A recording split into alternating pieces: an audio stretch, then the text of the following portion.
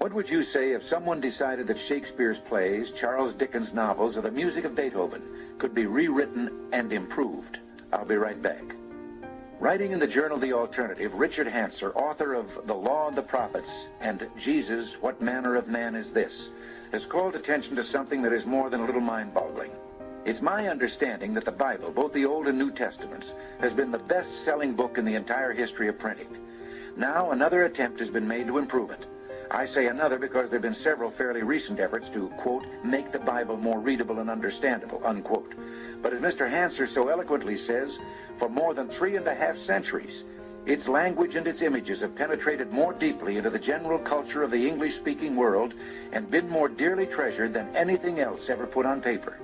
He then quotes the irreverent H.L. Mencken, who spoke of it as purely a literary work, and said it was probably the most beautiful piece of writing in any language. They were, of course, speaking of the authorized version, the one that came into being when the England of King James was scoured for translators and scholars. It was a time when the English language had reached its peak of richness and beauty. Now we're to have the Good News Bible, which will be in, quote, the natural English of everyday adult conversation. Well, I'm sure the scholars and clergymen supervised by the American Bible Society were sincerely imbued with the thought that they were taking religion to the people with their Good News Bible.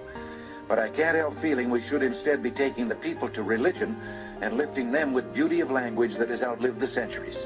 In the New Testament, according to Matthew, we read, the voice of the one crying in the wilderness, prepare ye the way. The Good News version translates that into, someone is shouting in the desert, get the road ready. It sounds like a straw boss announcing lunch hour's over.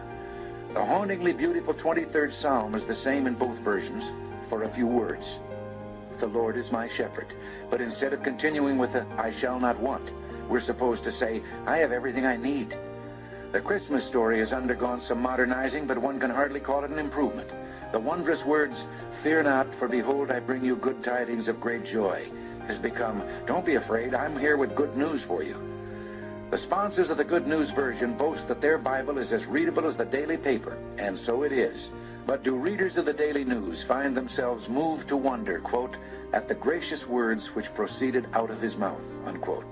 Mr. Hanser suggests that sadly, the tinkering and general horsing around with the sacred text will no doubt continue as pious drudges try to get it right.